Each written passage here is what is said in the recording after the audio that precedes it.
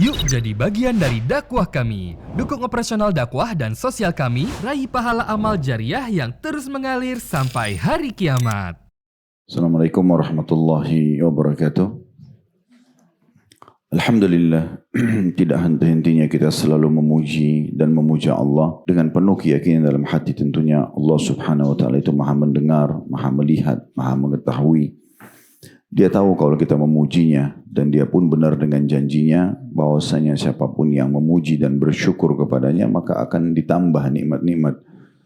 Dan di antara nikmat yang tidak bisa luput dari kita adalah Allah masih memberikan kesempatan kita hidup di Ramadan ini. Dan semoga Allah mengikhlaskan niat kita dan memberikan kita Ramadan yang banyak ke depan, maksimal yang diberikan kepada hamba-hambanya yang soleh, tentu dengan keikhlasan dan juga maksimal dalam beribadah, kesempurnaan iman, ilmu dan juga amal saleh serta bertaubat dari dosa-dosa kita. Allahumma amin. Selanjutnya kita panjatkan salam hormat kita kepada utusan Allah Nabi besar Muhammad sallallahu alaihi wa alihi wa sahbihi wasallam, sebagaimana Allah telah perintahkan kita untuk mengucapkan salam hormat tersebut. Seperti biasa, bila Allah subhanahu wa ta'ala mudahkan di Rabu siang hari, biasanya pukul 13.00, tapi karena ini Ramadan tidak ada makan siang mungkin ya, jadi kita majukan di 12.30. Terlebih lagi duhur juga sekarang lebih cepat, maka sudah tepat kita mulai dengan 12.30 dan kita masih melanjutkan kitab sholat atau bahasan tentang sholat. Kita akan masuk bab 194 tentang keutamaan shaf pertama dan perintah menyempurnakan shaf pertama, meluruskan dan merapatkannya. Jadi mungkin pertemuan ini kita fokus membahas semua hadis berhubungan dengan masalah shaf. Karena di Imam Nawawi rahimahullah dalam kitab Riyadhus Shalihin beliau ini mengangkat banyak sekali hadis. Kalau kita lihat di buku kita itu dari nomor 1089 hadis tentang shaf itu dibahas sampai hadis nomor 1103. Jadi cukup banyak hadis yang diangkat oleh Imam Nawawi rahimahullah yang memang perlu kita jadikan sebagai tambahan dasar ilmu kita berhubungan dengan bab sholat ini. Sebelumnya kita sudah bahas tentang kedudukan sholat itu sendiri. Dan sudah kita titik beratkan bagaimana setiap muslim harus mendahulukan sholat dari semua ibadah yang lainnya. Dengan memperbaiki dan mengutamakan sholat, maka ibadah lain akan terbantukan. Dan semua upaya untuk memperbaiki karakter, memperbaiki keadaan, itu dimulai dari sholat. Di dunia akan dimudahkan oleh Allah subhanahu wa ta'ala, semua ibadah lain mudah kita kerjakan oleh sholat.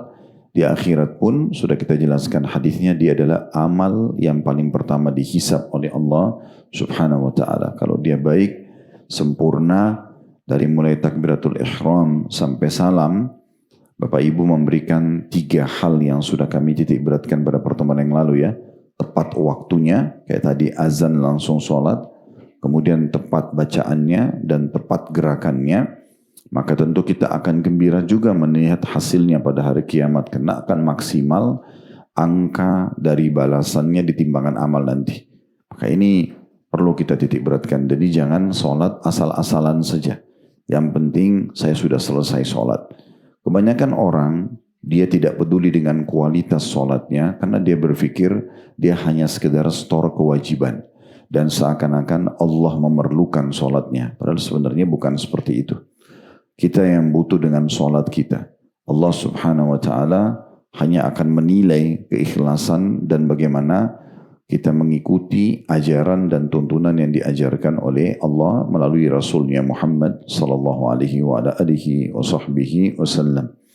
Itu sudah panjang lebar kita jelaskan pada pertemuan yang lalu, sedikit saya ingatkan saja. Oleh karena itu sholat ini harus betul-betul kita peduli, perhatikan sebelum masuk waktunya sudah mempersiapkan diri. Dan pada saat kita mulai takbiratul ihram, diperhatikan setiap huruf bacaannya dan yakinlah setiap itu akan ada pahalanya, serta juga setiap gerakan akan ada penilaian dan pahalanya. Maka jangan asal-asalan dan jangan berikan peluang syaitan untuk masuk dan menggoda kita sehingga kita tidak khusyuk. Sekarang kita bahas tentang masalah kalau sholat berjamaah. Maka ada hal yang perlu kita perhatikan berhubungan dengan masalah shaf. Shaf berarti kita berdiri bersama-sama dengan saudara-saudara kita muslim. Tentu laki-laki dengan laki-laki dan perempuan dengan perempuan. Shaf ini kalau salat berjamaah dimulai imam sendirian di depan dan harusnya imam berada di tengah-tengah, sentral, di mana musollah itu misalnya atau masjid itu anggap bisa berisi 11 orang di dalam shaf misalnya. Maka imam berada di tengah-tengah, di belakang beliau atau imam ini orang yang pertama, di kanannya 5 dan di kirinya 5. Sehingga imam menjadi sentral. Itu yang pertama. Yang kedua yang harus diperhatikan juga setiap kali isi shaf dimulai dari belakang imam ke sebelah kanan. Kalau sudah penuh baru diisi yang ke sebelah kiri. Kemudian juga yang perlu diperhatikan adalah tidak boleh mengisi atau membuat shaf baru selama shaf di depan masih ada yang kosong. Maka kita harus masuk ke dalam shaf. Bahkan salah satu langkah yang termulia di muka bumi adalah melangkah menutupi shaf-shaf yang masih kosong. Dan bagi orang yang sudah terlanjur masuk dalam shaf solat, itu dianjurkan oleh Nabi SAW untuk meringankan pundaknya. Maksudnya, kalau memang masih ada celah dan ada saudaranya mau masuk, kasih dia peluang. Jangan justru kita merasa, saya nggak mau sempit-sempitan. Sebenarnya bukan masalah sempit-sempitannya, tapi masalah merapatkan sholat. Merapatkan sholat dan shaf itu bagian daripada kewajiban sholat. Nanti akan kita bacakan hadisnya, gitu ya. Malah tidak boleh kalau orang berjarak. Ini biasanya ada orang karena dia bawa sejadah yang besar, terus mungkin postur tubuhnya tidak sebesar sejadahnya, dan dia maunya dia sendiri di sejadah itu. Dia tidak mau ada saudaranya muslim yang masuk bersama dia di shaf atau di dalam sejadahnya sehingga jaraknya sangat jauh. Nanti akan kita jelaskan juga bagaimana kalau ada celah antara telapak kaki kita dengan teman kita di sebelah, maka itu membuat peluang bagi syaitan masuk dan menggoda kita dalam sholat sehingga tidak khusyuk. Bahkan perselisihan yang terjadi di antara umat Islam itu bermula dari shaf yang tidak rapat. Itu juga akan kita jelaskan hadisnya berhubungan dengan masalah itu. Dan memang betul-betul harus diperhatikan. Dan shaf juga selanjutnya yang harus diperhatikan, yaitu tidak bisa hanya awal kita rapat dan lurus, tapi dari awal sampai rakaat terakhir. Jadi bukan hanya di awal saja, sehingga kalau bangun dari sujud, dari rakaat 1 ke rakaat kedua misalnya, lalu sudah tidak rapat lagi. Poin selanjutnya juga yang harus diperhatikan, yang dirapatkan adalah tumit dengan tumit. Tumit dengan tumit yang dirapatkan. Jadi tumit kita sama tumit teman dipertemukan. Sehingga orang kalau mengatur shaf, telapak kakinya itu bukan dibuka seperti ini, ya, tetapi telapak kakinya dihadapkan ke depan. Jadi bukan seperti ini, tapi tumitnya dibuka, sehingga tumit ini rata, ya. Dan ini kalau kita lakukan, ukurannya cukup pundak kita saja. Seukuran pundak kita, begitulah kita berdiri, dan teman di sebelah juga sama, maka otomatis nanti tumit akan ketemu sama tumit. Kalau ini dilakukan, maka otomatis nanti akan bertemu betis sama betis, pundak pun bertemu sama pundak. Itu yang disebutkan dalam hadis tentang masalah merapatkan shaf. Nah seperti itu. Sehingga bertemu antara tumit sama tumit, betis sama betis, dan juga bertemu pundak dengan pundak. Nanti juga akan kita jelaskan kalau tidak salah di hadis pertama, itulah cara para malaikat mengatur shaf di depan Allah Subhanahu wa ta'ala. Jadi nggak boleh kita merasa, saya nggak mau sentuh kaki saya sama orang di sebelah saya. Nah ini memang peraturannya seperti itu. Ya, peraturannya seperti itu. Jadi memang kita merapatkan. Karena kalau tidak, dia akan jadi penyebab perselisihan. Dia juga akan membuat syaitan masuk dan menggoda sholat. Nah ini juga penting diperhatikan. Selanjutnya yang harus diperhatikan adalah tolok ukur shaf. Kalau kita lagi berdiri, bukan jari-jari telapak kaki depan. Tetapi tetap tumit. Bagian belakang. Jadi kalau misalnya si A sama si B, si A ini kebetulan telapak kakinya lebih besar, si B lebih kecil. Kalau patokannya jari-jari kaki dan kita misalnya rapatkan, kita luruskan seperti ini, kalau kita lihat dari belakang, shafnya tidak rapi. Kenapa? Karena memang akan maju mundur. Tapi kalau yang tumit dijadikan tolok ukur, semuanya rata, maka walaupun tidak sejajar jari-jarinya si A sama si B tadi, tetap safnya rapi. Makanya selalu patokannya tumit. Kalau saf sholat kita itu sudah ada garisnya, maka pastikan tumit kita masuk dalam saf itu. Ini bagian hal-hal yang harus diperhatikan berhubungan dengan masalah saf tersebut. Ya. Juga bagian hal yang harus diperhatikan kalau kita lagi sholat, terus tiba-tiba ada seseorang dari jemaah yang batal wudunya. Lalu dia keluar dari saf. Maka yang ada di sebelah merapat dengan temannya yang satu. Sehingga tidak ada celah. Gitu ya. Tetap harus rapat. Jangan dibiarkan celah itu kosong. Gitu ya. Jadi selalu harus rapat. Dari awal sampai akhir. Nah ini bagian-bagian hal yang harus diperhatikan berhubungan dengan masalah saf. Juga yang perlu ditambahkan dalam masalah saf. Kalau Bapak Ibu masuk ke dalam masjid misalnya. Orang lagi sholat berjamaah. Kemudian kita menemukan saf sudah penuh. Tinggal kita sendiri misalnya. Kita masuk, kita harus buat saf di saf kedua. Gitu ya. Di sini dilihat, kalau misalnya di musolah yang kita sholat atau di masjid itu, karena kita rutin sholat di situ, kita sudah tahu sebenarnya jemaahnya cuma itu aja, nggak akan ada yang tambah gitu. Hampir setiap hari, saf satu sama saf kedua cuma bisa tambah satu orang. Nggak ada lagi jemaah yang datang. Misalnya sholat subuh, udah rutin itu aja, nggak ada lagi yang lain. Di saat ini yang berada di belakang menepuk pundak di depan satu orang, lalu yang di depan itu mundur. Dia menemani yang ada di saf kedua.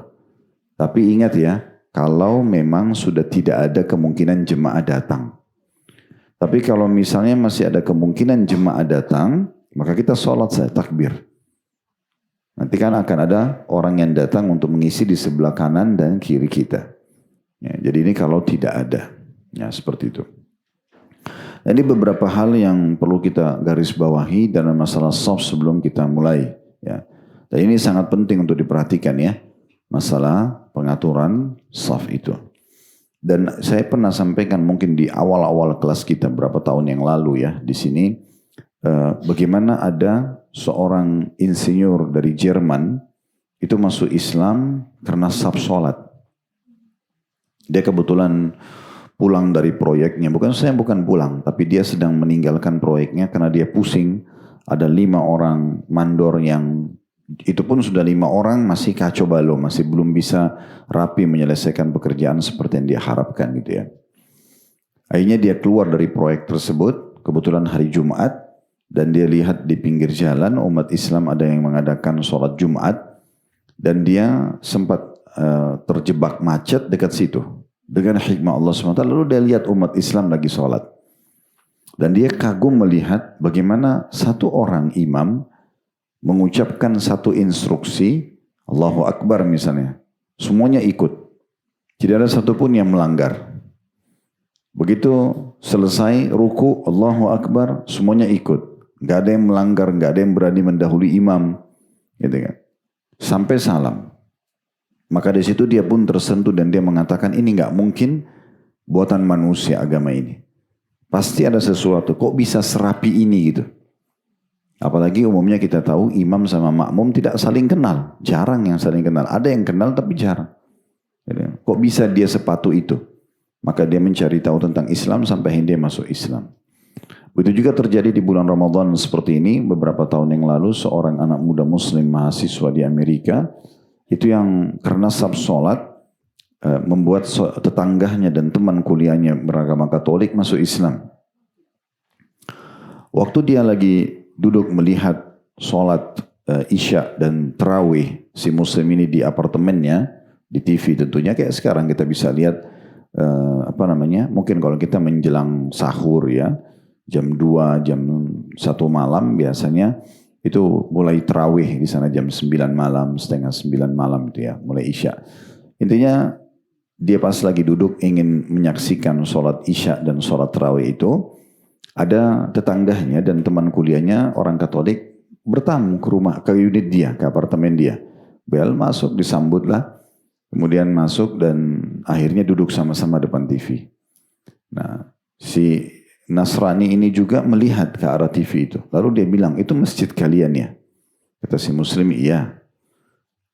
Terus terjadilah pembicaraan sederhana tanpa diatur sebelumnya yang membuat nanti si Katolik ini akan masuk Islam. Si Muslim mengatakan, apa kamu tahu berapa banyak jumlah orang yang sholat di situ? Karena kelihatan orang banyak sekali. Dia bilang, ya banyak, mungkin ratusan ribu. Kata si Muslim, itu jutaan jumlahnya. Karena kalau Ramadan, apalagi malam-malam ganjil, itu penuh sekali masjid ya. Sekarang Masya Allah makin rame ya. Tahun 2030 itu Saudi mentargetkan Masjid Haram bisa menampung 30 juta jemaah. Ya, jadi perluasan terus dilakukan. Sekarang ini sudah banyak titik-titik yang dipakai saja, itu sholatnya masih sampai ke jalan-jalan gitu ya. Jadi kalau sekarang Ramadan begini, Bapak Ibu mau masuk sholat ke dalam masjid, mungkin 1 jam atau 40 menit sebelum azan, itu mungkin sudah tidak bisa dapat tempat di dalam gitu ya. Jadi memang penuh sekali. Intinya, kata si Muslim, itu jumlahnya jutaan orang. Lalu kata si Muslim, kira-kira menurut kamu, bagaimana caranya dan butuh berapa lama waktu untuk mengatur orang sebanyak ini? Kebetulan waktu itu antara azan dan iqamah. Jadi ada yang duduk, ada yang berdoa, ada yang ngobrol, masih ada yang jalan, ada yang sholat. Masing-masing orang dengan aktivitasnya antara azan dan iqamah. Kata si Nasrani ini, sulit sekali mengatur orang sebanyak ini. Maka kata Muslim, saya jamin kamu kurang dari setengah menit, semua ini bisa rapi dan patuh. Kata si Nasrani, bagaimana bisa? Kata si Muslim, tunggu ada sebentar. Kebetulan waktu itu antara azan dan iqamah. Pas iqamah, Imam Masjid Haram tampil, setelah iqamah cuma ucapin satu kata kan. Istau, luruskan saf. Yang berdiri tegak, yang duduk jadi berdiri, yang jalan masuk ke saf. Tiba-tiba rapi seketika sekian juta orang. Di hari-hari sekarang itu kalau kita lihat banyak di-upload oleh orang-orang di sana itu bagaimana rapinya saf sholat di sholat subuh, sholat duhur gitu ya. Seterusnya lah. Maka dia juga kaget. Dan si Muslim ini karena targetnya memang ingin nonton tadi, dia nggak tanggapin dulu. Lalu imam ucapin satu kata, Allahu Akbar. Semua ikut. Semua dengarin ayat yang dibaca. Tidak ada satupun yang lula-lalang, tidak ada satupun yang duduk atau ngobrol gitu ya. Mungkin ada yang jalan, tapi beberapa orang yang sedang mencari saf atau mungkin memperbaharui wudu saja. Tapi umumnya orang semua ikut. Satu instruksi lagi, ruku Allahu Akbar, semuanya ikut. Gak ada yang berani melanggar imam. Kalau kita kan sebagai muslim kita khawatir memang nanti batal sholat kita. Atau ada hadis yang mengancam orang yang mendahului imam kepalanya bisa diubah jadi kepala ya, keledai gitu ya. Maka terus begitu. Sami Allah liman hamidah, satu instruksi semuanya ikut. Allahu Akbar, sujud semua ikut. Sampai salam. Si muslim ini lagi menikmati benar sholat itu. Karena seperti biasa kita kalau lagi mau melihat itu ya. Setelah selesai salam, habis sholat Isya, bubar. Orang sudah mulai bubar. Kata si muslim, oh maaf tadi saya keasyikan mengikuti tontonan ini. Kebetulan kami lagi puasa. Hari ini bulan Ramadan. Saya lupa tadi menawarkan kamu. Kamu mau minum, mau makan apa? Gitu. Tapi si Nasrani ini gak nanggapin lagi penawaran makan dan minum. Dia tanya, bagaimana caranya masuk ke agama kamu? Kita si muslim, mudah sekali. Cuma syahadat saja. Maka dia bilang, pandu saya ke agama kamu, karena saya yakin apa yang baru saya saksikan ini bukan buatan manusia. Jadi memang saf aja itu berefek sekali. Karena itu luar biasa itu pengaturan saf.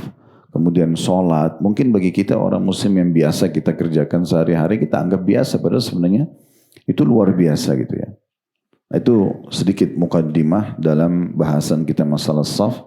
Sekarang kita akan masuk membahas hadis-hadisnya.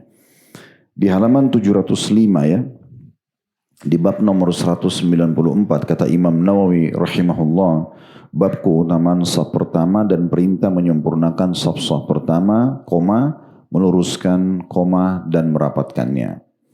Jadi ini hal-hal yang harus diperhatikan, 3 hal ya. Kalau di judul ini bisa digarisbawahi, menyempurnakan, Itu bagian daripada perintah agama. Kemudian meluruskan, ini yang kedua. Yang ketiga merapatkan. Nah 3 hal itu harus diperhatikan dalam shaf. Ya. Tentu habis belajar seperti ini sudah harus diubah ya. Kalau misalnya selama ini maaf Bapak Ibu, kalau sholat asal-asalan saja shafnya, mau rapi, mau enggak, mau sejajar atau enggak gitu ya. Nah ini masih sering terjadi sebenarnya. Ini kan bab-bab dasar dalam sholat ya. Harusnya setiap muslim faham. Tapi subhanallah masih banyak saja kita kalau masuk masjid atau lihat orang sholat. Bahkan satu keluarga pun seringkali mereka tidak sholat berjamaah atau tidak peduli dengan shafnya gitu ya. Sayang sekali padahal ini bagian daripada kewajiban sholat dan kesempurnaan sholat. Nanti akan kita jelaskan hadisnya. Baik, jadi 3 hal ya. Tolong digarisbawahi di bab 194 ini. Masalah shaf menyempurnakan, itu poin 1. Yang kedua meluruskan, itu poin 2. Dan yang ketiga merapatkan. Bertemu tadi saya bilang tumit dengan tumit. Sehingga membuat betis sama betis bertemu. Sehingga membuat tentunya ya pundak dengan pundak bertemu.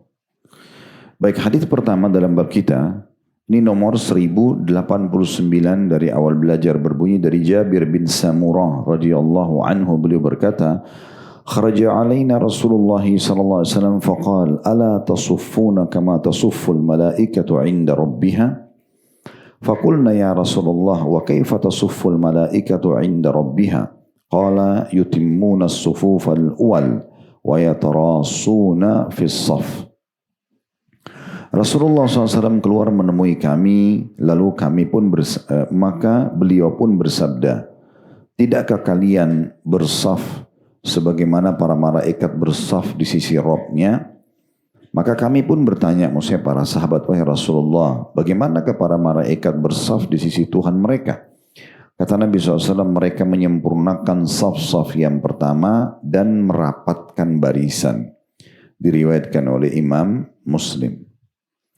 Dari hadis ini seperti biasa kita langsung saja masuk ya untuk mengambil faedah-faedahnya. Yang pertama kedudukan Jabir bin Samurah radhiyallahu anhu. Ini sudah sering kita jelaskan di kelas hadis kita ini. Kalau ada seorang sahabat yang menceritakan kronologis kejadian hadis, maka itu kita sebutkan sebagai keutamaan beliau. Dari sini Jabir bin Samurah yang menceritakan kepada kita kan. Satu hari kami sedang kumpul, Rasulullah datang, kemudian menyampaikan kepada kami dan terjadilah penyampaian hadis tersebut. Karena bisa saja Jabir radhiyallahu anhu langsung menyampaikan Rasulullah bersabda begini, tapi beliau menceritakan keadaan di saat itu. Mungkin bagi orang yang hadir di saat itu tidak membutuhkan informasi ini. Misalnya kita pas hadir di pengajian seperti ini, lalu apa yang sedang kita, misalnya ada yang duduk pertama, ada yang masih sholat, ada yang nanti datang. Ini sesuatu yang tidak terlalu perlu untuk diceritakan karena kita semua saling tahu. Tapi kalau ini misalnya kita ceritakan pada orang yang tidak hadir, lalu kita mengatakan tadi itu pengajian kita mulai 12.30, tadi habis sholat, ada beberapa jemaah yang sudah duduk, ada yang baru datang, misal contoh. Ustadz memulai dengan temanya masalah pembukaan dulu sebelum membahas judul dan isi hadis. Ini mungkin dibutuhkan oleh mereka. Karena mereka jadi punya tambahan informasi. Kayak sekarang kan kita jadi tahu ternyata hadis ini disebutkan oleh Nabi. Waktu Nabi keluar menemui para sahabat. Lalu beliau menawarkan, mau enggak kalian? Atau tahukah kalian bagaimana para malaikat mengatur saf mereka di depan Tuhan mereka? Maka para sahabat pun bertanya, bagaimana ya Rasulullah mereka mengatur saf? Lalu Nabi SAW sampaikan tentang masalah pengaturan saf tersebut. Jadi ini sebuah kedudukan sendiri. Makanya faedah pertama dari hadis kedudukan Jabir bin Samurah radhiyallahu anhum. Pelajaran yang kedua, pentingnya seorang guru menggunakan beberapa metode dan retorika dalam mengajar. Terkadang bisa langsung masuk ke poin bahasan. Terkadang butuh mungkin melemparkan sebuah pertanyaan. Terkadang mungkin ya malah memberikan peluang orang untuk bertanya. Terkadang mungkin ya memulai dengan sesuatu yang ringan misalnya. Nah seperti itulah. Di sini Nabi SAW menggunakan salah satu metode mengajar yang menarik, yaitu dengan cara kita, Nabi SAW bertanya, apakah kalian mau tahu bagaimana para malaikat mengatur saf mereka di depan Tuhan mereka? Ini kan pertanyaan yang menarik. sehingga menarik perhatian audiens untuk mau bertanya lebih jauh dan mau mempelajari lebih jauh karena yang mau disampaikan informasi penting. Nah, seperti itulah. Kemudian yang ketiga yang bisa diambil bahwasanya para malaikat pun mereka mengatur saf-saf mereka di hadapan Tuhan Allah Subhanahu wa taala. Dan di sini disebutkan tentang ciri mereka kalau berdiri di hadapan Allah Subhanahu wa taala. Mereka memenuhi saf dulu, sudah penuh baru mereka dan rapat semuanya, baru pindah buat saf yang kedua penuh, kemudian baru saf yang ketiga penuh, begitu seterusnya sampai saf yang terakhir. Ini pelajaran yang ketiga. Pelajaran yang keempat, pentingnya kita mengatur saf sebagaimana para malaikat mengatur saf. Dalam hadis ini disebutkan dua ciri khasnya. Yutimmunas sufufal awal, mereka menyempurnakan dulu saf. Kalau masih ada kosong diisi dulu, kemudian baru dikatakan wa yatarasuna fis saf. Lalu mereka merapatkan lagi. Jadi sudah masuk di saf, penuhin dulu, habis itu mereka rapatkan. Kalau masih ada celah diisi lagi. Sampai betul-betul penuh, baru yang kedua, baru yang ketiga, baru selanjutnya. Nah, seperti itu. Jadi itu beberapa pelajaran yang bisa kita ambil dari hadis yang pertama kita. Ya, hadis yang pertama ya. Baik, selanjutnya hadis kedua dalam bab kita, yaitu hadis nomor 1090. 1090. Ya. Baik, hadis nomor 1090 dari awal belajar ini urutan nomor 2 dalam bab kita, berbunyi dari Abu Hurairah radhiyallahu anhu bahwasanya Rasulullah sallallahu alaihi wasallam bersabda, la ya'lamun nasu ma fi nida'i was-saffil awwal thumma lam yajidu illa yastahimu alaihi lastahamu. Artinya seandainya orang-orang mengetahui keutamaan yang ada pada azan dan saf pertama, kemudian mereka tidak bisa mendapatkannya kecuali dengan melakukan undian, niscaya mereka akan melakukan undian. Ya, kalau tadi hadis yang pertama diriwayatkan Muslim, kalau ini muttafaqun alaih atau disepakati oleh Bukhari dan Muslim, dua orang ya. Kalau muttafaqun alaih sudah pernah kita jelaskan itu istilah dalam ilmu hadis ya, bahwasanya disepakati oleh Bukhari dan Muslim. Dari hadis ini kita ambil pelajaran yang pertama, kedudukan azan itu sendiri. Hadis ini pernah disinggung di bab azan ya, tapi saya ingatkan kembali. Karena kata Nabi SAW, kalau seandainya manusia mengetahui apa yang Allah janjikan, maksudnya besarnya pahala di azan. Nah, ini ada 3 makna di sini dalam di azan. Yang pertama itu menjadi muazzin. Ya. Kalau seandainya orang tahu keutamaan menjadi muazzin, nah itu maknanya ya. Karena muazzin pernah kita jelaskan juga keutamaannya. Mereka adalah orang yang paling tinggi lehernya di hari kiamat, maksudnya paling dikenal gitu ya. Orang yang paling mulia di sisi Allah Subhanahu wa taala. Belum lagi muazzin panen pahala semua orang yang salat. Karena dia yang panggil hayya 'alas shalah, hayya 'alal falah gitu kan.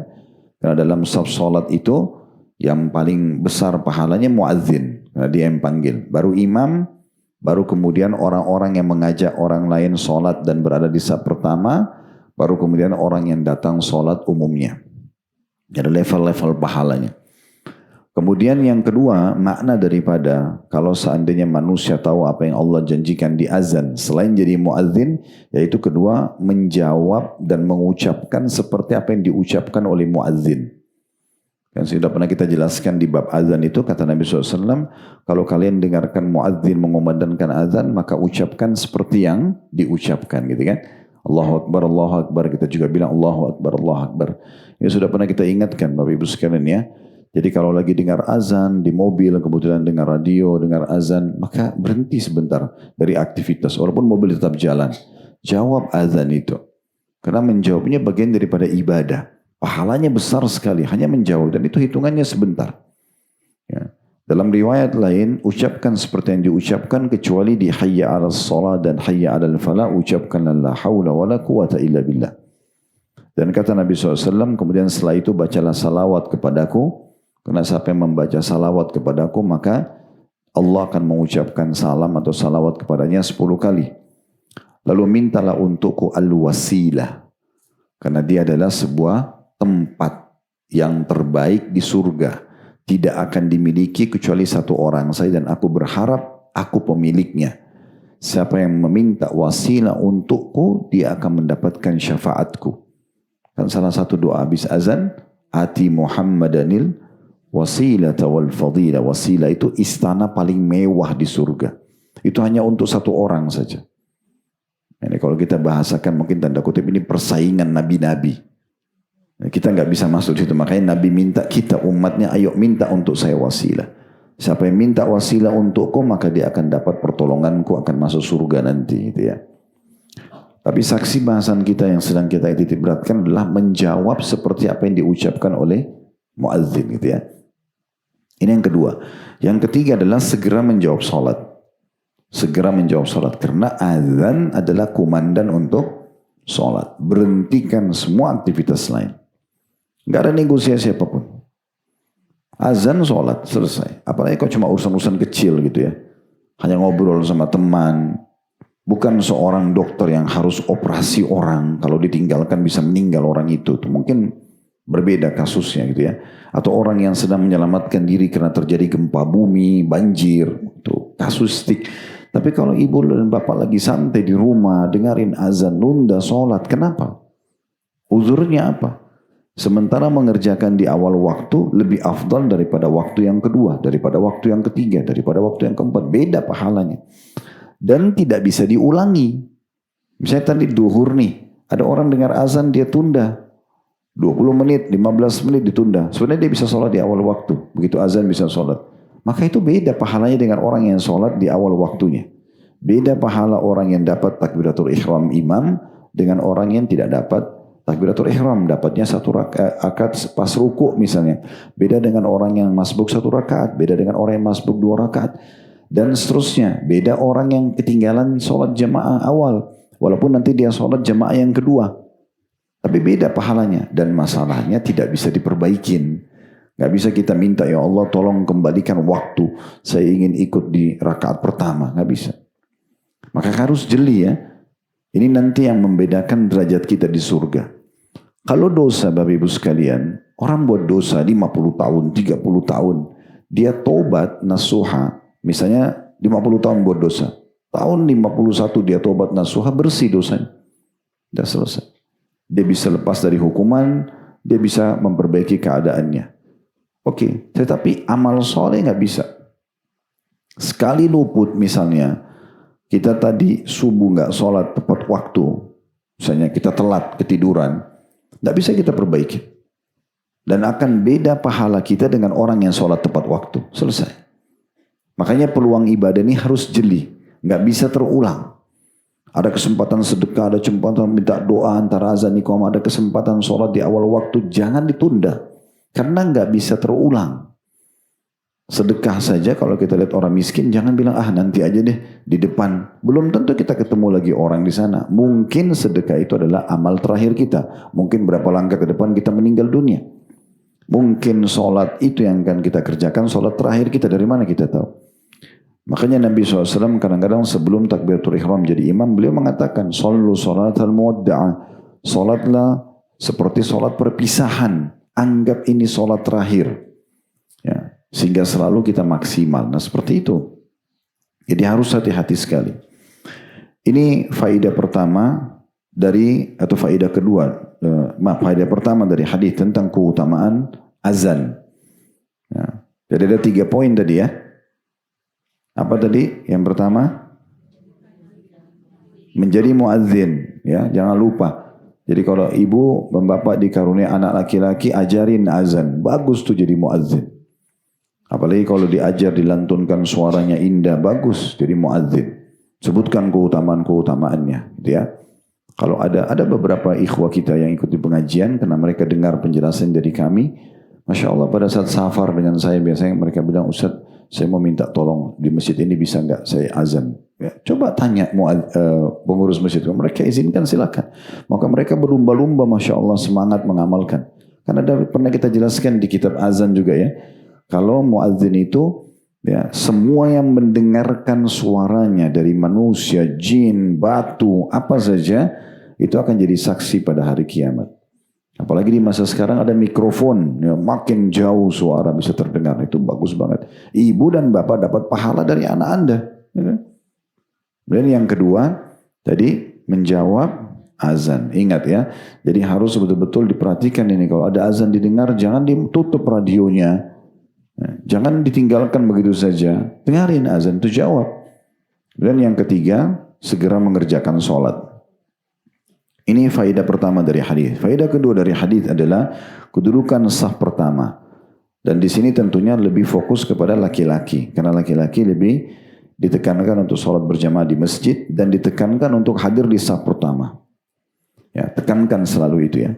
Saya kalau bawa anak-anak ke masjid selalu saya tekankan itu. Saf pertama, saf pertama. Bahkan kalau saya jadi imam di ada musola dekat kantor kami, kalau anak-anak ada yang saya bawa, maka saya selalu, tentu anak laki-laki, saya selalu mengatakan, saya bilang abati melihat harus di saf pertama ya, maka harus di saf pertama. Habis sholat boleh main, tapi harus hadir di saf pertama, sambil kita sebutkan keutamaan, sehingga mereka berlumba-lumba untuk itu. Ini soalnya penting sekali ya.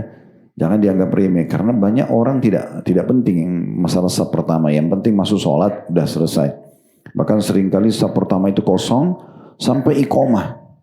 Ya. Ini kalau kita masuk di Masjid Haram, Masjid Nabawi, ini susah sekali kita dapat ini. Karena jauh sebelumnya orang sudah penuh, orang berebut semua. Gitu kan. Nah, kita harus paham masalah ini. Nah, ini poin penting tentang masalah saf pertama.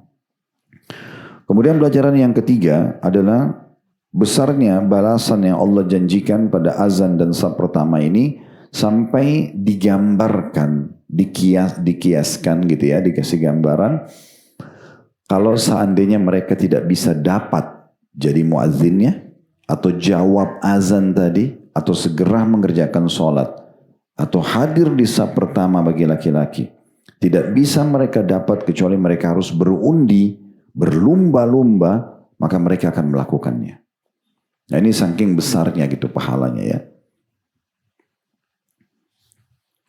Kemudian hadis nomor 3 dalam bab kita, dan ini 1091 dari awal belajar, berbunyi dari Abu Hurairah radhiyallahu anhu bahwa Rasulullah sallallahu alaihi wasallam bersabda, khairu sufufi rijali awwaluha wa syarruha akhiruha wa khairu sufufin nisa'i akhiruha wa syarruha awwaluha.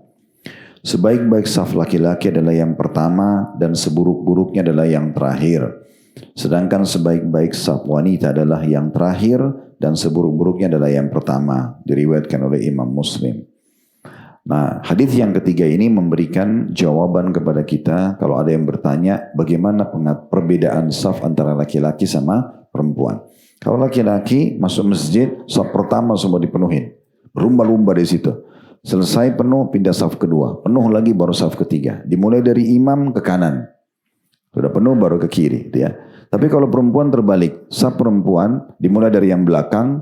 Kemudian depannya baru paling di depan. Karena sebenarnya bagian paling depannya wanita itu tidak dihitung saf awal. Karena saf awal kan di depan. Jadi ibu gak masuk dalam persaingan saf awalnya. Karena saf awal itu di sana. Dan salah satu hikmahnya kenapa saf wanita makin di belakang makin afdal, karena makin jauh dari saf laki-laki. Ya, kan tidak semua masjid itu ada hijabnya. Ya, kan tidak semua ada hijab kan gitu. Kadang-kadang cuma saf perempuan di belakang, saf laki-laki depan. Nah, tidak semua laki-laki juga bisa atau memang kebetulan tertutup auratnya lengkap. Nah, kadang ada orang pakai gamis, mungkin karena dia pikir pakai gamis, dia cuma pakai celana pendek, mungkin pada saat sujud tersingkap auratnya, bisa mengganggu, ya. Contoh-contoh itu salah satunya saja. Tentu bisa saja itu tertanggulangi dengan adanya hijab, adanya dinding, ya. Ya oke lah.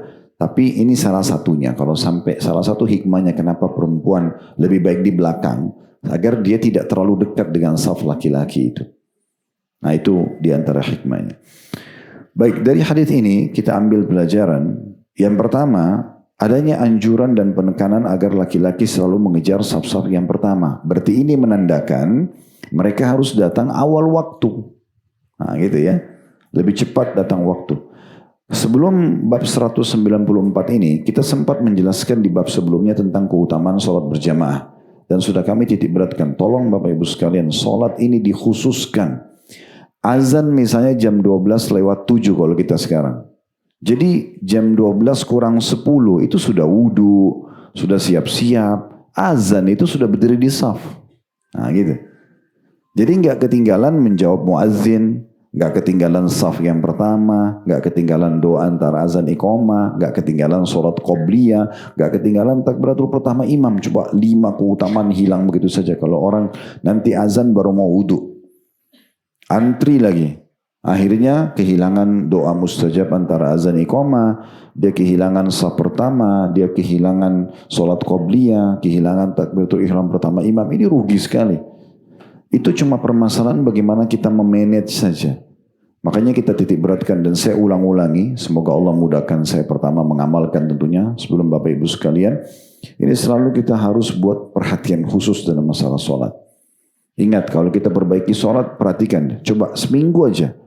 Bapak Ibu coba perbaikin sholatnya, selalu temukan 3 hal itu ya. Tepat waktu, tepat bacaan, tepat gerakan. Coba lihat bagaimana perubahan yang terjadi. Makin sering kita jaga, makin konsisten, maka makin baik segala hal. Ya, bukan cuma masalah ibadah, urusan dunia pun insya Allah Allah akan baik. Atau perbaiki tentunya. Dari sini, faedah pertama, anjuran laki-laki selalu mengejar saf-saf pertama. Dan harus, berarti menandakan harus lebih awal datang ke masjid. Kalau di Indonesia saya lihat kasusnya sebenarnya adalah belum munculnya pemahaman dan kepedulian tentang saf pertama. Mungkin karena hadis-hadis seperti ini belum dipelajari atau belum dengar. Sehingga banyak bapak-bapak masuk masjid itu azan atau sebelum azan. Tapi mereka nyebar di belakang-belakang. Dan sudah iqamah pun mereka nggak ada yang masuk di saf pertama. Masih saling persilakan. Silakan Pak, silakan. Suruh temannya. Ini maksudnya apa? Silakan ambil pahala lebih besar. Kan agak unik gitu. Itu sering saya lihat, sering sekali. Ya, masih saling persilahkan. Dia lebih baik di saf kedua atau saf ketiga, temannya suruh maju. Ini kalau dia faham hadis ini, kan tadi dibilang kalau seandainya manusia atau kalian tahu apa yang dijanjikan di saf pertama, tidak ada cara kecuali berundi, akan berundi, itu saking besarnya pahala. Harusnya dia masuk dulu di saf pertama, ada kosong baru dia suruh orang lain. Bukan dia suruh orang lain untuk mengerjakannya, gitu kan. Ini sayang banget. Kemudian yang kedua adalah pentingnya kita juga memperhatikan bagi kaum wanita tentang pengaturan safnya. Tetap yang lebih dahulukan yang belakang, kemudian depannya dan seterusnya. Ya, ada beberapa masjid, masya Allah terapin itu ya. Biasanya kalau sudah mau iqamah, ada pengurus masjid yang menatah gitu ya. Perempuan dimulai dari belakang terus sampai ke depannya. Nah, laki-lakinya justru dianjurkan suruh isi yang di depan semua. Itu satu hal yang baik. Kalau setiap masjid punya pola ini bagus sekali, ya.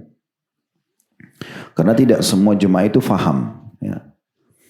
Baik, hadis selanjutnya nomor 1092, tepatnya hadis keempat dalam bab kita ini, berbunyi dari Abu Sa'id al-Khudri radhiyallahu anhu anna Rasulullah sallallahu alaihi wasallam ra'a fi ashabihi ta'akhuran faqala lahum taqaddamu fa'atammu bi atau fa'tammu bi tepatnya fa'tammu bi wal ya'tamma bikum man ba'dakum la yazalu qaumun yata'akhkharuna hatta yuakhirahumullah. Bahwasanya Rasulullah SAW melihat kemunduran para sahabat pada saf. Maksudnya mereka masih berlihai-lihai, masih telat untuk masuk ke dalam saf mengisi, ya, tidak bergegas.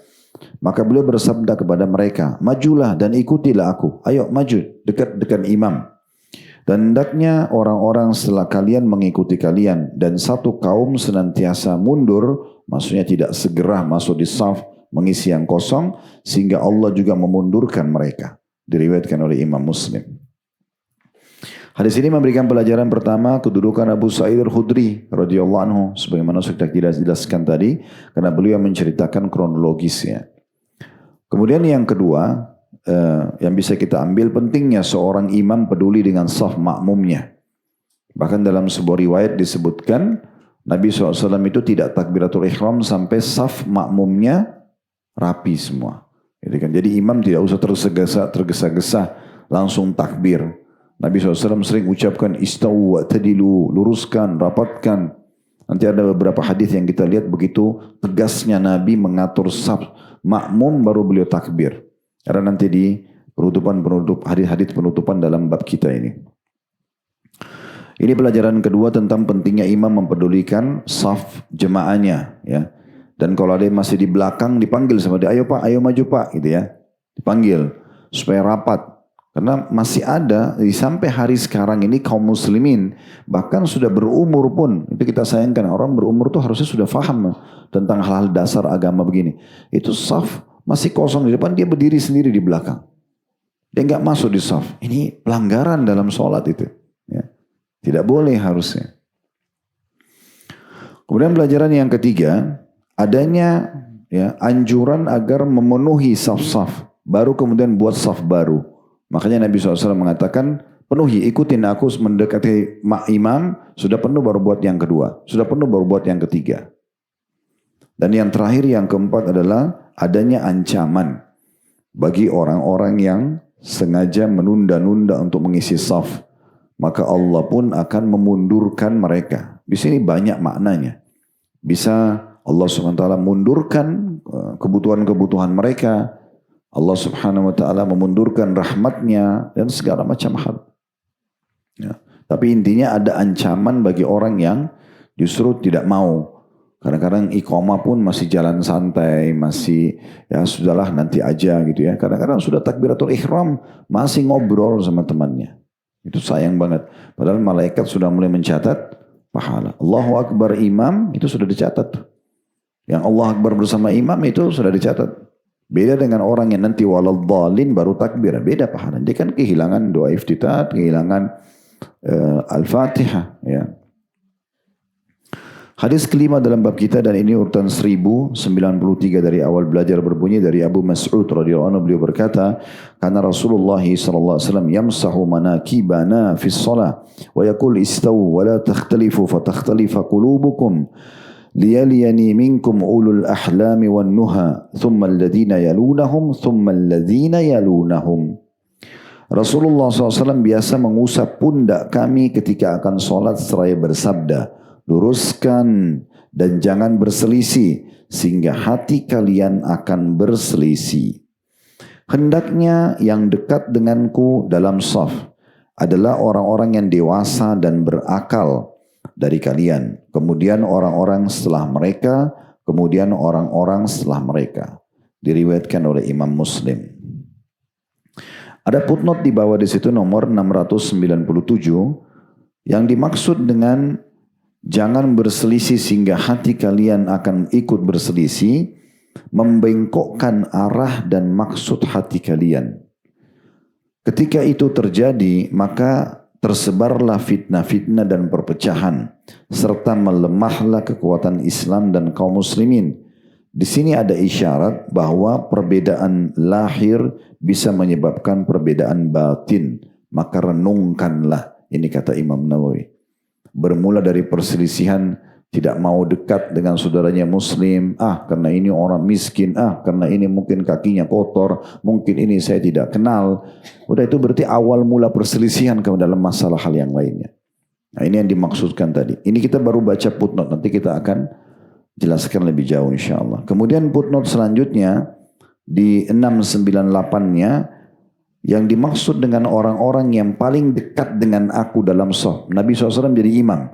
Di belakang Nabi langsung, yang satu, ya di belakang Nabi yang kanan dan kirinya yang paling dekat dengan imam, itu harus orang yang paling dewasa dan berakal. Ada footnote situ dikatakan orang-orang balik, berakal dan punya keutamaan.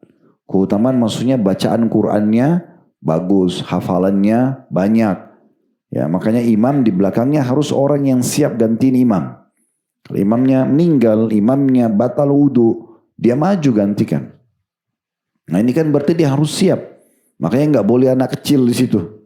Ya, harus yang sudah balik, yang dewasa, dan harus orang yang memang punya keutamaan, maksudnya siap untuk menjadi imam. Nah, seperti itulah.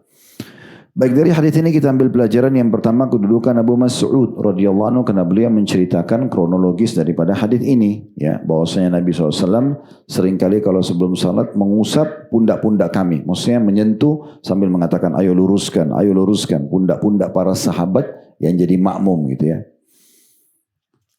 Pelajaran pertama, kedudukan Abu Mas'ud. Pelajaran kedua, adanya anjuran dan contoh dari Nabi SAW agar setiap imam peduli dengan saf makmumnya.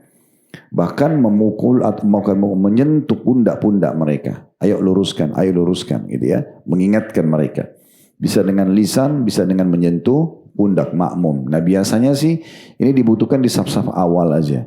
Kalau saf awal kita sudah luruskan ya, nanti saf yang kedua akan lihat, yang kedua lurus, yang ketiga akan ikut begitu. Tidak mungkin imam keliling kalau safnya sampai 100 saf misalnya.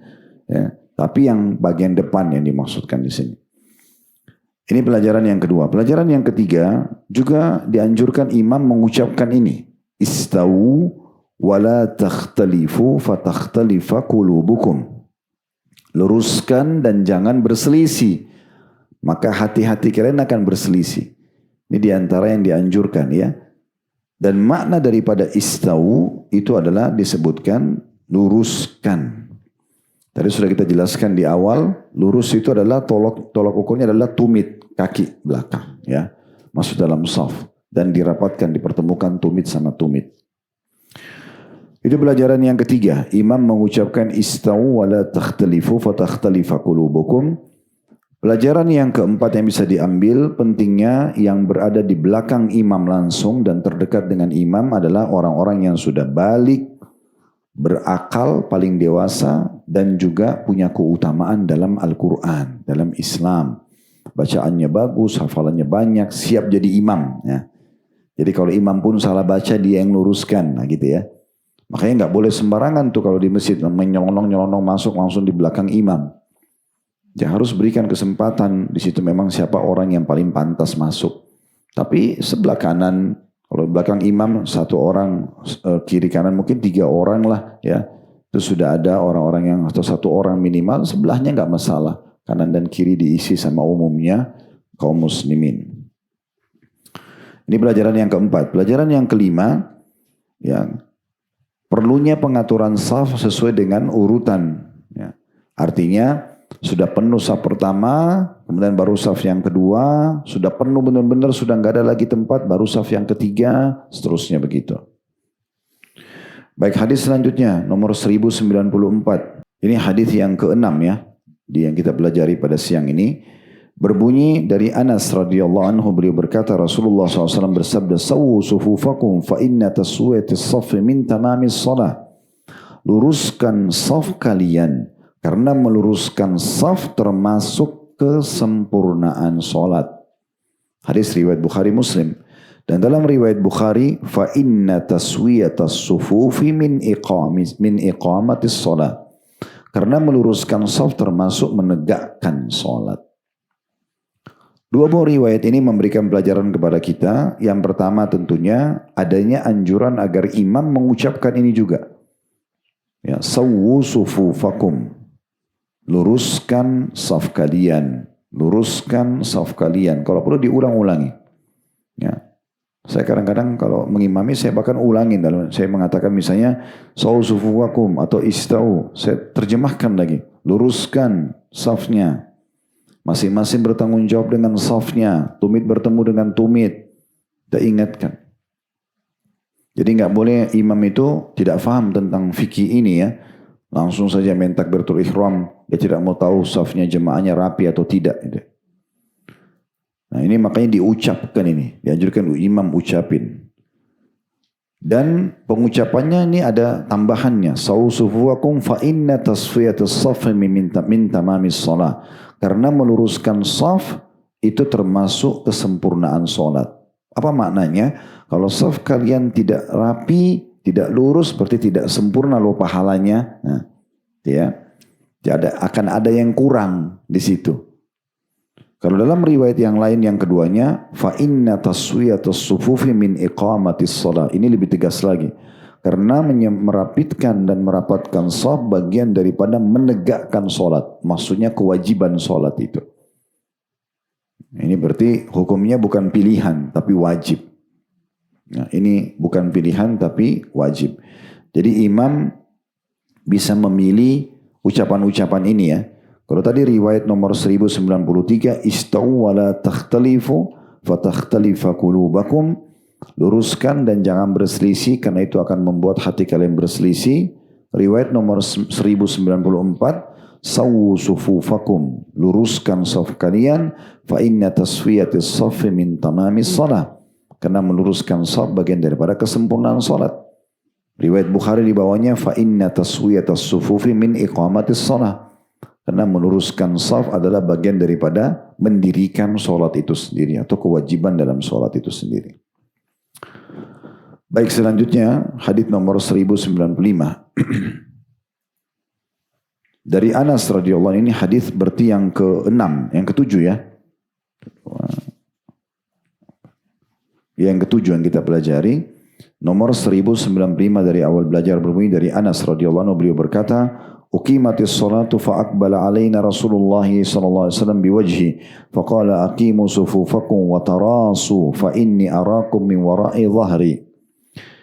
Iqamat salat telah dikumandangkan, lalu Rasulullah SAW menghadap kepada kami dengan wajah beliau seraya bersabda, "Luruskan dan rapatkan saf-saf kalian, karena sesungguhnya aku dapat melihat kalian dari balik punggungku." Diriwayatkan oleh Bukhari dan dengan lafadznya dan Muslim dengan maknanya. Dalam riwayat Bukhari yang lain, wa kana ahaduna yulziku, ya, yulziku mankibahu bimankibi sahibihi wa qadamahu biqadamihi. Dan masing-masing dari kami merapatkan pundaknya dengan pundak temannya dan kakinya dengan kaki temannya. Riwayat ini memberikan pelajaran kepada kita. Yang pertama adalah kedudukan Anas radhiyallahu anhu karena beliau menceritakan kepada kita hadis ini. Kemudian pelajaran yang kedua, pentingnya imam sekali lagi mengucapkan kata-kata ini dengan tujuan meluruskan dan merapatkan saf makmumnya sebelum takbiratul ihram. Riwayat ini ada ya berbeda lafadznya, yaitu aqimu sufufakum wa tarasu.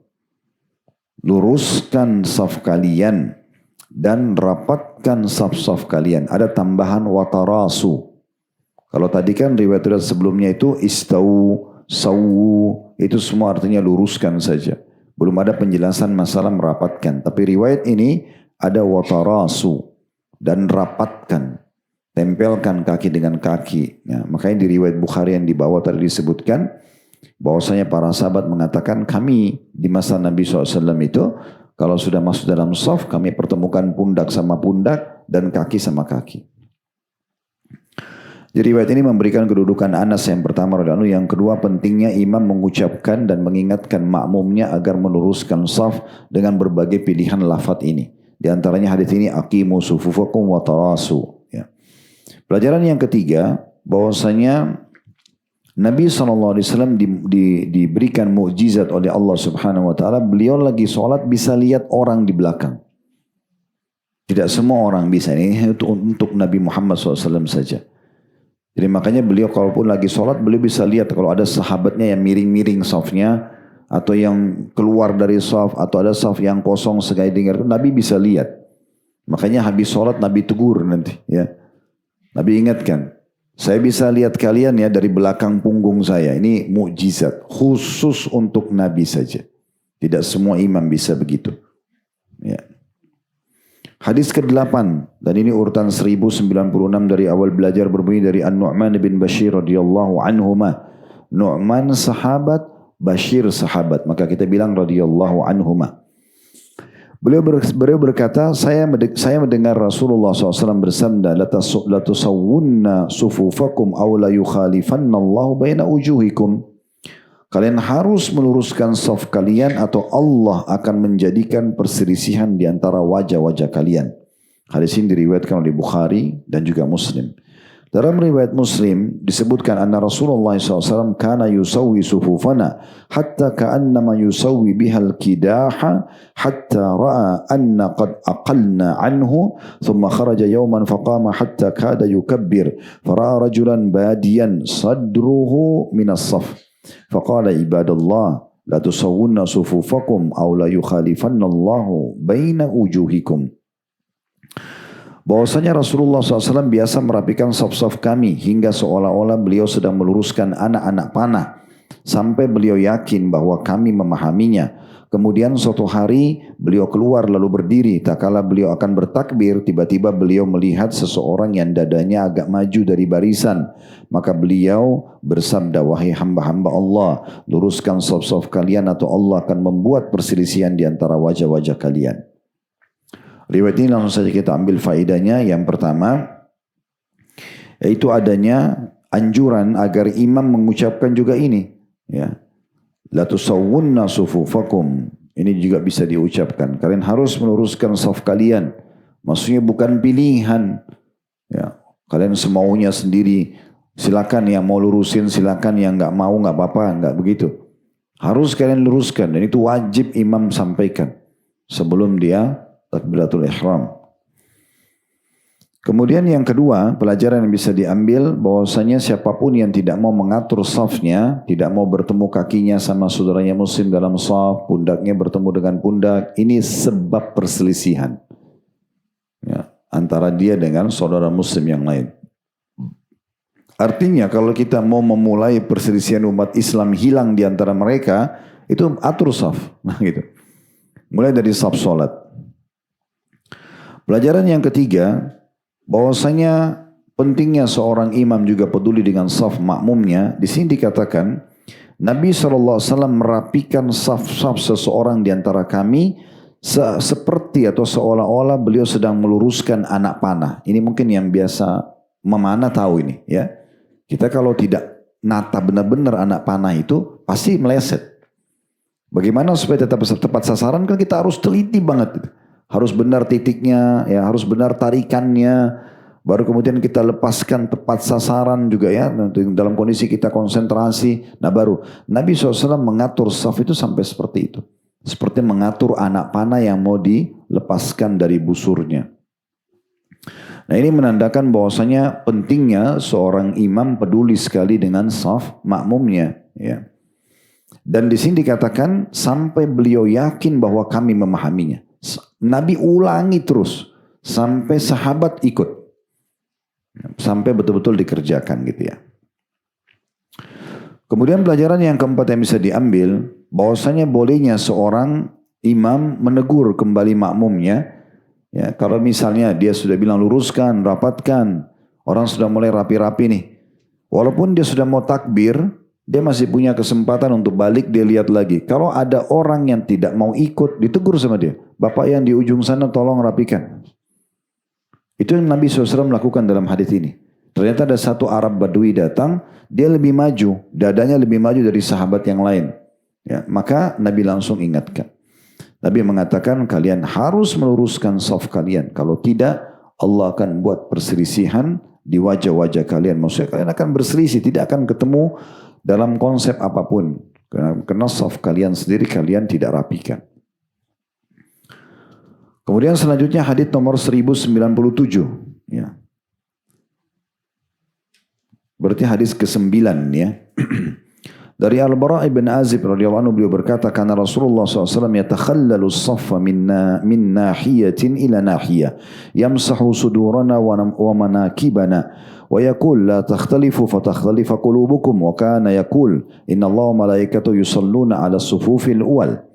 Rasulullah SAW biasa memasuki celah-celah saf dari salah satu arah ke arah yang lainnya sambil mengusap dada dan pundak kami seraya bersabda, janganlah berselisih karena hati kalian akan bengkok. Dan beliau bersabda, sungguhnya Allah dan malaikatnya bersalawat kepada saf-saf yang pertama. Hadis riwayat Abu Dawud dengan sanad hasan. Riwayat ini langsung kita ambil faidah kedudukan Al-Bara' ibn Azib radhiyallahu anhu karena beliau menyampaikan kepada kita hadis ini. Pelajaran yang kedua, pentingnya seorang imam selalu peduli, ini diulang-ulangi, dengan rapi dan rapatnya saf makmumnya. Sampai di sini Nabi contohkan boleh jalan di antara saf. Bukan hanya di tempat imamnya. Di sini dikatakan Nabi SAW, Rasulullah SAW memasuki celah-celah saf dari satu arah ke arah yang lainnya. Gitu kan? Sambil mengusap dada dan pundak, sahabat mengatakan luruskan, jangan berselisih, luruskan, kamu, ini, itu ya. Diluruskan seperti itu. Saking pentingnya. Itu sebelum sholat, sebelum menghadap kepada Allah subhanahu wa ta'ala. Pelajaran ketiga yang bisa diambil, Bahwasanya pentingnya imam mengucapkan kata-kata ini, la takhtalifu fatakhtalifa qulubukum. Ini tadi sudah disebutkan di riwayat ya, di nomor 1093 ya. Jangan kalian berselisih agar hati-hati kalian juga tidak berselisih. Ini pelajaran yang ketiga ya. Pelajaran yang keempat yang bisa diambil, bahwasanya Allah Subhanahu wa taala dan para malaikatnya bersalawat kepada orang-orang yang ada di saf awal. Ini berarti keutamaan saf-saf awal. Yang dimaksud dengan bersalawat berarti Allah akan tambahkan rahmatnya buat mereka. Kalau salawatnya malaikat, maksudnya malaikat akan berdoa kepada Allah agar diberikan tambahan rahmat. Jadi ini keutamaan saf-saf awal. Hadis selanjutnya nomor 1098 berarti hadis ke-10 ini ya. Dari Ibnu Umar radhiyallahu anhu bahwa Rasulullah SAW bersabda, aqimus sufuf wa hadu bainal manakib wa suddul khalal walinu bi aidi ikhwanikum wa la tadharu furujati lisyaitan wa man wasala saffan wasalahu Allah wa man qata'a saffan qata'ahu Allah. Luruskan saf kalian ya. Sejajarkan pundak, isi semua celah dan bersikap lembutlah terhadap tangan saudara-saudara kalian, dan jangan biarkan ada celah celah untuk syaitan. Barang siapa yang menyambung saf, maka Allah akan menyambung hubungan dengannya, dan barang siapa yang memutus saf, maka Allah juga akan memutus hubungan dengannya. Hadis riwayat Abu Daud dengan sanad sahih. Jadi dari sini kita ambil pelajaran yang pertama, pentingnya seseorang muslim peduli dengan safnya, meluruskannya, mensejajarkan dada atau pundak dengan pundak, menutup semua celah-celah ya. Tumit tadi dengan tumit telapak kaki sehingga bertemu betisnya, bertemu pundaknya. Ini dijaga dari saf pertama sampai terakhir. Dan juga di sini ada perintah untuk meringankan buat teman-teman. Maksudnya yang mau masuk dalam saf. Jangan begitu ada orang mau masuk makin kita sikut dia supaya tidak masuk atau tidak mau kasih tempat. Nah, selama ada tempat silahkan. Kalau kadang-kadang ada orang yang faham itu, dia sentuh pundak kita supaya kita merapat. Kasih dia tempat, kasih tempat, nggak masalah. Makin rapat maka makin bagus gitu ya. Ini pelajaran pertama yang bisa diambil tentang pentingnya seseorang peduli dengan safnya. Dengan tadi metode-metode yang sudah dikatakan, diluruskan safnya, sejajarkan pundak, tutup semua celah-celah ya, sehingga tidak ada celah antara kaki dengan kaki, misalnya pundak dengan pundak, lengan dengan lengan, dan juga berlemah lembut dengan saudara yang mau masuk dalam saf. Serta juga adanya, masih di faedah pertama, tidak membiarkan celah buat syaitan. Nah ini yang tadi sempat kita singgung di awal. Kalau ada celah antara kaki kita sama teman kita di sebelah, atau pundak sama pundak teman di sebelah, berarti ada celah syaitan bisa masuk. Dalam riwayat lain, sesungguhnya syaitan itu masuk dalam saf sebagaimana ada anak domba masuk di kelompok domba-domba yang dewasa. Biasa domba yang kalau berbulu lebat, itu kan badannya tidak sebesar kalau ada bulunya gitu ya. Kalau kita lihat di domba lagi kerumunin makanan rumput misalnya, itu kan kakinya kelihatan. Sebenarnya karena bulunya lebat, antara bulu sama bulu ketemu itu ada celah di antara kakinya. Nah Nabi SAW kasih gambaran, biasanya anak domba nyelip masuk di situ. Nah syaitan masuk dalam saf seperti itu untuk membuat tidak khusyuk dalam sholat. Kemudian pelajaran kedua yang bisa diambil, siapapun yang mengatur safnya, mengisi saf yang kosong, Allah akan menjalin hubungan baik dengan dia. Nah, maksudnya Allah akan penuhi kebutuhannya, Allah akan terima doanya, Allah akan maafkan dosanya, Allah akan berikan balasan maksimal. Itu makna semua daripada Allah akan menyambung hubungan dengannya. Dan sebaliknya, siapa yang justru memotong saf, gak mau rapat sama temannya, gak mau ngisi yang kosong di depan. Kadang-kadang orang sudah disuruh, ayo Pak maju, gak mau. Kita gak mau ngotot, saya mau di sini aja. Saya pernah temukan ada orang begitu. Semoga Allah kasih hidayah. Gak mau, kita sudah suruh gak mau. Padahal masih kosong. Gitu kan. Nah orang seperti ini justru Allah akan memutus hubungan dengannya. Ini bahaya banget ini ya. Allah putus hubungan berarti Allah tidak akan terima doanya. Allah tidak penuhi hajatnya. Allah tidak maafkan dosanya. Tidak terima doanya. Ini berat banget. Baik, hadis nomor 1099 dari Anas radhiyallahu anhu bahwa Rasulullah SAW bersabda, "Russu sufufakum wa qaribu bainaha wa hadu bil a'naq wa walladhi nafsi biyadi inni la ara asy-syaitana yadkhulu min khalali as-saf ka'annaha al-hadab." Rapatkan saf-saf kalian, dekatkan jaraknya, dan sejajarkan leher-leher. Demi zat yang jiwaku ada di tangannya, N-nya besar kata ganti Allah, sesungguhnya aku melihat syaitan menyelinap dari sela-sela saf seperti kambing hitam yang kecil. Hadis ini hadis sahih diriwayatkan Abu Daud dengan sanad sesuai dengan syarat Imam Muslim. Di situ ada penjelasan makna hadaf, dan ini bermakna kambing hitam kecil yang biasanya ada di Yaman. Nah, maksudnya digambarkan kambing yang masuk nyelip di antara, atau domba masuk di antara domba-domba yang besar tadi. Dari hadis ini kita ambil pelajaran. Yang pertama adalah pentingnya seorang muslim peduli dengan safnya. Dan berulang-ulang Nabi SAW sampaikan di sini, russu sufufakum.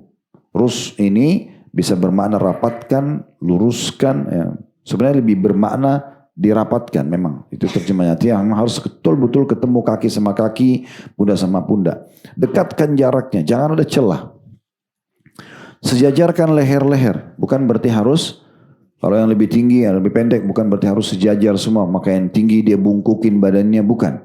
Tapi maksudnya adalah sejajar ini walaupun yang satu lebih pendek, lebih tinggi, tapi orang kalau lihat itu dari samping seperti dia lurus semuanya. Nah, seperti itu ya. Maka ini pentingnya seorang muslim peduli ya untuk mengatur safnya. Bahkan sebelum takbiratul ihram, kalau bisa antara makmum sama makmum saling mengingatkan. Ya, kalau kita lagi sholat ingatkan sebelah, Pak luruskan, atau Ibu luruskan safnya. Ya, kita ingatkan orang. Kalau dia dengar alhamdulillah. Tapi kalau dia ngotot nggak mau ya nggak masalah. Tidak perlu kita tertunda takbiratul ihram imam kalau dia tidak mau ingat. Tapi kalau kita sampaikan dia mau terima alhamdulillah. Yang penting jangan sampai kita tidak ingatkan gitu ya. Pelajaran yang kedua, bahwasanya syaitan itu akan masuk dalam saf dan menggoda kehusyuan salat, terutama di saf-saf yang ada celahnya. Hadis nomor 1100 dari awal belajar dari Anas radhiyallahu anhu bahwa Rasulullah SAW bersabda, "Atimus saffal muqaddam, thumma alladhi yalihi, fama kana min naqsin falyakun fis saffil muakhkhar." Sempurnakan saf terdepan, kemudian yang berikutnya. Jikapun harus ada celah yang kosong, maka itu hanya terjadi di saf yang terbelakang. Hadis ini diriwayatkan Abu Daud dengan sanad hasan. Dari hadis ini kita ambil pelajaran bahwasanya pentingnya seorang muslim peduli, dari imam dan makmum semua peduli, saf itu harus penuh, nggak boleh ada celah. Setelah penuh baru pindah di saf kedua. Ingatkan, yang jadi imam ingatkan, isi Pak itu di ujung sana masih bisa ditambah, tolong ini kakinya diluruskan dan seterusnya. Dan bisa teman sama teman juga mengingatkan kalau sama-sama dalam saf. Dan kalaupun harus ada yang tidak rapat, ya, tidak penuh, yaitu di paling terakhir. Karena mungkin memang yang paling terakhir hanya beberapa orang saja yang datang. Maka ini pentingnya. Pelajaran pertama yang bisa diambil adalah pentingnya seseorang menyempurnakan saf dan saling mengingatkan imam dan juga makmum. Maksudnya makmum sama makmum tentunya ya. Pelajaran kedua, bahwasanya bolehnya saf terakhir dalam sholat di masjid itu yang ada tidak sempurna, maksudnya tidak full. Karena memang jumlah orang mungkin tidak bisa full kalau saf yang terakhir ya. Nah seperti itu. Hadis selanjutnya nomor 1101 dari awal belajar dari Aisyah radhiyallahu anha, beliau berkata bahwasanya Rasulullah SAW bersabda, Inna Allah malaikatu yusalluna ala mayaminis sufuf. Sesungguhnya Allah dan malaikatnya bersalawat pada saf-saf yang ada di sebelah kanan. Diriwayatkan oleh Abu Daud dengan sanad yang sesuai dengan syarat Muslim. Ya. Yang dimaksud di sini hadis adalah sesungguhnya Allah dan malaikat-malaikatnya bersalawat pada saf-saf yang sebelah kanan. Artinya keutamaan orang yang berada di sebelah kanannya imam. Kalau ini misalnya saya imam, ini kiblat, maka di belakang saya ke kanan. Semua saf yang ke kanan ini lebih utama dari saf yang sebelah kiri. Makanya tadi di awal kita jelaskan saf itu dimulai belakang imam ke kanan semua. Sudah penuh baru kirinya. Pindah lagi saf kedua. Belakang imam kanan full baru kirinya. Begitu seterusnya. Saf yang sebelah kanan ini lebih utama daripada saf yang sebelah kiri. Walaupun semua punya keutamaan gitu ya. Baik, dua hadis yang terakhir. Hadis nomor 1102 dari Al-Bara radhiyallahu anhu, beliau berkata, "Kunna idza shallaina khalfa Rasulillah sallallahu alaihi wasallam ahbabna an nakuna an yaminih yuqbilu alaina biwajhi fasami'tuhu yaqul rabbi qini adzabaka yawma tab'atsu aw tajma'u ibadak." Apabila kami selesai salat di belakang Rasulullah sallallahu alaihi wasallam, kami ingin agar kami berada di samping kanan beliau. Beliau menghadap kepada kami dengan wajahnya. Maka saya mendengar beliau berdoa, wahai Rabbku, lindungilah aku dari azabmu pada hari engkau membangkitkan atau mengumpulkan hamba-hambamu. Hadits ini diriwayatkan oleh Imam Muslim. Dari hadis ini kita ambil pelajaran kedudukan Al-Bara radhiyallahu anhu, karena beliau menyampaikan hadis ini kepada kita. Yang kedua, bahwasanya keutamaan orang yang ada di sebelah kanan imam. Ya, sebagaimana tadi disebutkan di hadis sebelumnya, karena para sahabat justru berlomba-lomba ada di sebelah kanan imam. Ya, Nabi SAW kadang-kadang mau ngimamin sholat, mengingatkan sholat pun balik ke sisi kanan. Ya, beliau pun kadang-kadang kalau habis sholat menghadap makmumnya, biasa beliau kanan, melalui sisi kanan, beliau sisi kiri, tapi menghadap ke makmum kalau mau zikir. Tapi lebih banyak beliau dominan balik sisi kanan.